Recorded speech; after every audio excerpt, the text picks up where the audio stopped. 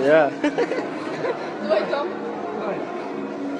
Hello guys and welcome back to Jose Plays. Thank you guys for joining me today, and thank you for those that have watched my previous videos. I feel like my last two videos have done pretty well for a new channel. Now today I'm going to be doing a little bit of a different video compared to the gameplays that I have done, and this is going to be a review video about the Oculus Quest. Now I've had it for a week now, and I was just going to make a simple small little video and tell you a little bit about my thoughts about what I think of the Oculus Quest.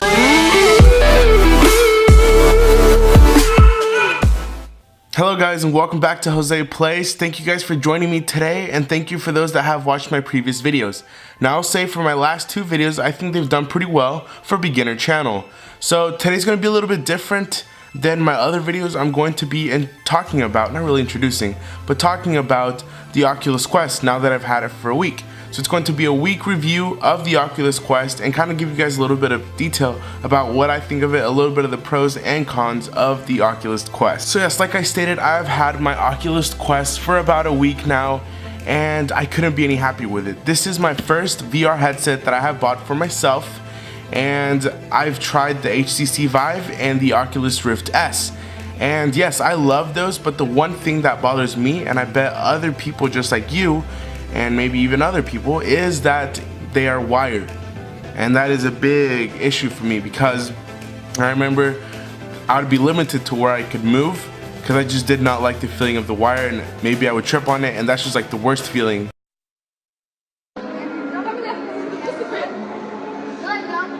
Yeah. Do I come? If you can't really move around in the VR experience, you don't really feel fully immersed in the VR world.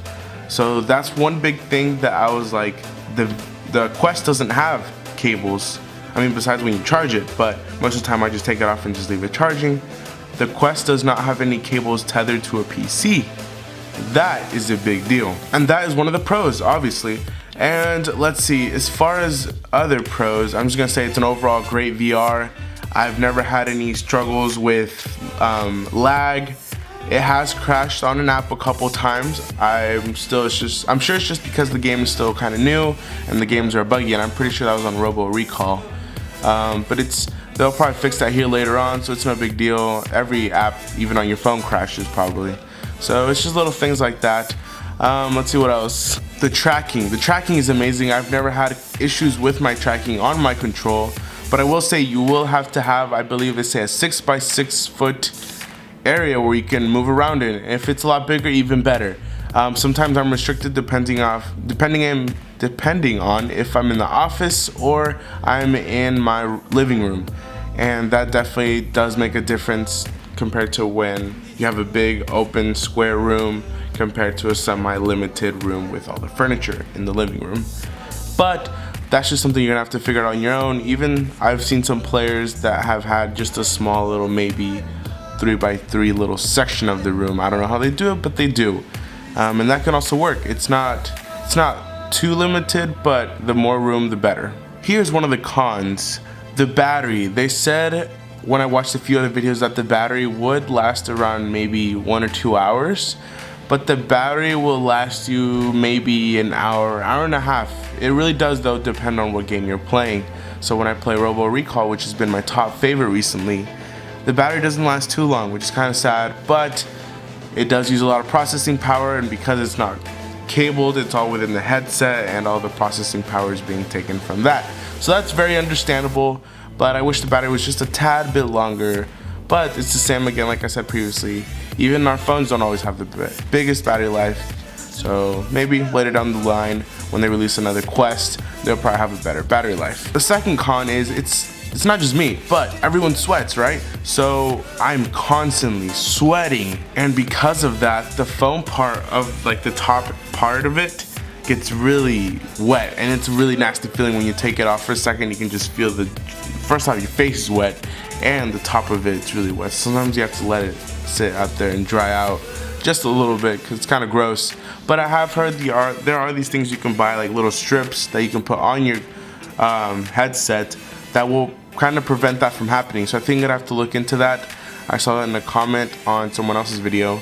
So I'm definitely gonna have to look into that, see if I can find it on Amazon and I think that would be a big lifesaver. Another video I'm about to work on for you guys is a roller coaster game that I just downloaded here a couple days ago, and I tried it out. Me and my girlfriend tried it out, and we tried out the dinosaur track. It's about maybe 6 to 7 minutes, I believe, of a roller coaster ride, and it's really cool how immersive it is that you can look again all over the place. You just, like a normal roller coaster, you would grab your little seat piece and pull it back and it would lock you in place. And I think it's a really fun game, but it is very gives you kind of a nauseous feeling, that virtual reality sickness in a way. It has a lot of moving and a lot of flying kind of activities going on, so I'll have to show you guys, but at the same time it is very hard on my stomach. Like, I don't get seasick often and I don't really get sick too often, but playing this game I felt like I wanted to puke, but it just might be me, I don't know. So I'll definitely have to be showing you guys here in the later upcoming week about that video, because it's a very fun game and we'll have to try out the other maps as well, and you guys will get to try them out with me because I haven't tried them out besides the dinosaur one. So as far as that, I do like also that they did include batteries for your control. It's just like simple AA's for the Oculus controls, but that's just a little side note, you know, it's another pro.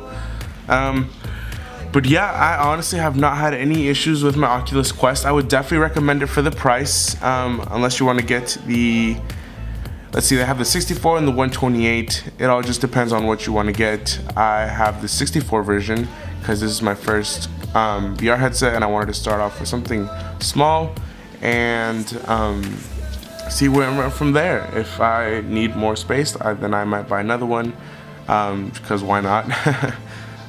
This one could be for my girlfriend, and the other one could be for me. That's my excuse to buy another one. But yes, there really hasn't been any issues with this. I really love this device. I love that it's easy to put away. It's easy to take to my friend's house. It's easy to just set it up here in the living room. It's really fun to use. I still want to definitely keep making more videos for you guys, and thank you guys for being on this channel and for watching my videos. And as always, I think, again, real quick, I think that's the end of this video. So again, the Oculus Quest, I would definitely recommend it. If this is your first time going into VR, you definitely should look at the Oculus Quest for beginner VR, and at the same time advanced for those that have been on VR for a while. The Oculus Quest is definitely a great one for beginners and for advanced virtual reality players. Now, as always, thank you guys for joining my channel and watching my videos, and I hope to see you guys here soon again for my other gaming videos on JosePlays. If you haven't yet subscribed, hit the like button and hit the little button to get notified as soon as my videos come out, and I will see you guys in the next one. Peace.